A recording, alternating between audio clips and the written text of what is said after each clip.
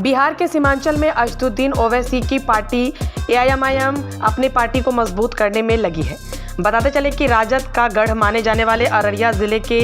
जोकीहाट विधानसभा seat पर बड़ा खेला कर दिया है। गौरतलब है कि आगामी विधानसभा चुनाव 2025 में एआईएमआईएम पार्टी सीमांचल में संगठन को मजबूत करने के लिए कोई कसर नहीं छोड़ना चाहती है। इस दौरान एआईएमआईएम के बिहार प्रदेश अध्यक्ष अख्तरुल ईमान ने सीमांचल के कद्दावर नेता मुर्शीद आलम को अररिया जिले का जिलाध्यक्ष चुनकर बड़ा दाव खेला है। साथ ही मुर्शीद आलम को ही जोकीहाट विधानसभा सीट से चुनाव लड़वाने की बात प्रदेश अध्यक्ष अख्तरुल ईमान के द्वारा कही गई है। वहीं एआईएमआईएम के बिहार प्रदेश अध्यक्ष अख्तरुल ईमान ने पूर्व मंत्री तस्लीमुद्दीन के पुत्र राजद विधायक शहनवाज आलम पर निशाना साधते हुए कहा कि एआईएमआईएम के टिकट पर चुनाव जीतकर राजद में शामिल हुए और जोकीहाट की जनता को धोखा देने का काम किया है। आगे उन्होंने कहा कि शहनवाज ने अपने पिता के सिद्धांत से अलग हटकर काम किया है। इसका बदला जोकीहाट की जनता इस बार जरूर लेगी। दरअसल बीते विधानसभा चुनाव में शहनवाज आलम मजलिस पार्टी से चुनाव जीतकर विधानसभा पहुंचे थे, लेकिन बाद में उन्होंने राजद में शामिल हो गए। वहीं एआईएमआईएम के नवनिर्वाचित अररिया जिला अध्यक्ष मुर्शीद ने कहा कि पार्टी ने उन्हें जो जिम्मेदारियां दी है उस पर खड़ा उतरने का भरपूर प्रयास कर संगठन को मजबूत किया जाएगा। मजलिस-ए-इत्तेहाद-उल-मुस्लिमीन जनाब अख्तरुल ईमान साहब और पार्टी के तमाम रुकन जिला के और सूबाई और हमारे साथ आए हुए तमाम साथीगण सभी का मैं दिल की गहराई से इस्तकबाल करता हूं और मैं ऐलान करता हूं कि जो जिम्मेदारी सदर बिहार अख्तरुल ईमान साहब ने हमको दी है और जो भी इसका आदेश होगा मैं उनके उम्मीदों पर खरा उतरूंगा और पार्टी के हित के लिए मैं हर संभव काम करूंगा। चाहे वो मुझे जितनी मेहनत करनी पड़े मैं मेहनत करूंगा और पार्टी को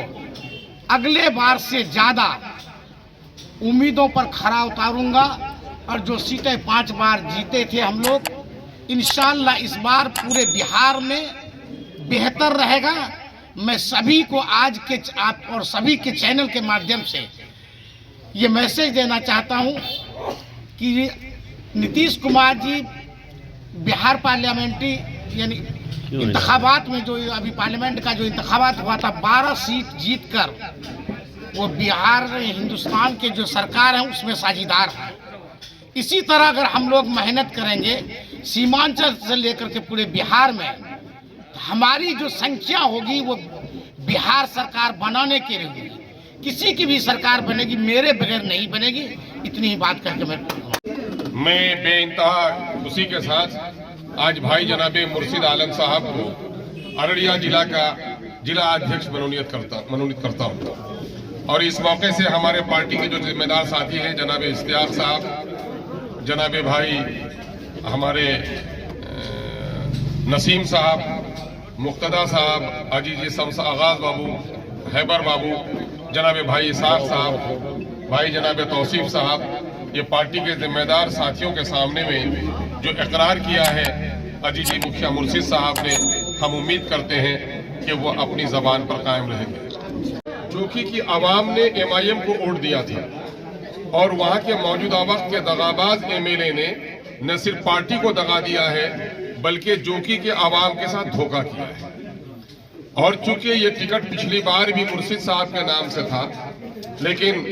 मरहूम जनाब तस्लीमुद्दीन साहब जो मेरे सियासी उस्ताद रहे हैं, मैंने इनसे मिन्नत की थी कि